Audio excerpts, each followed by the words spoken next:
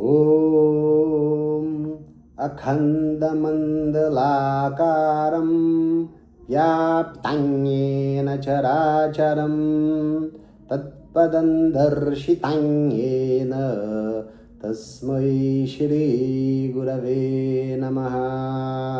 अज्ञानतिमिरान्धस्य ज्ञानाञ्जनशलाकया चक्षुरुन्मीलितं येन तस्मै श्रीगुरवे नमः।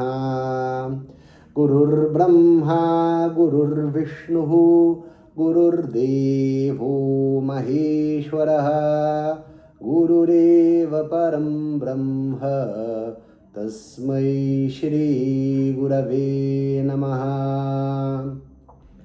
मन्नाथः श्रीजगन्नाथः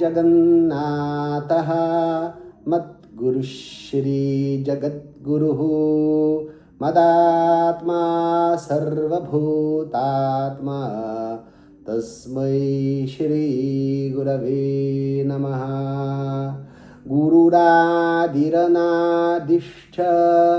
गुरुः परमदैवतं गुरुः परतरं नास्ति तस्मै श्रीगुरवे नमः।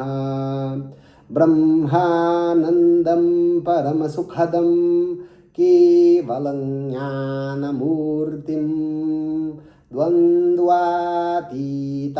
गगनसदृशं तत्त्वमस्यादिलक्ष्यम् एकं नित्यं विमलमचलं सर्वधी साक्षिभूतं भावातीतं त्रिगुणरहितं सद्गुरुं तन्नमामि।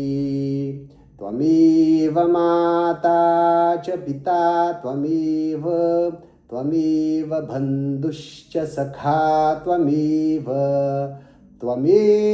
विद्या द्रविणं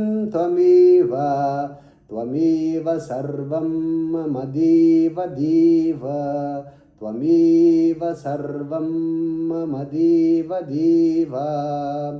ॐ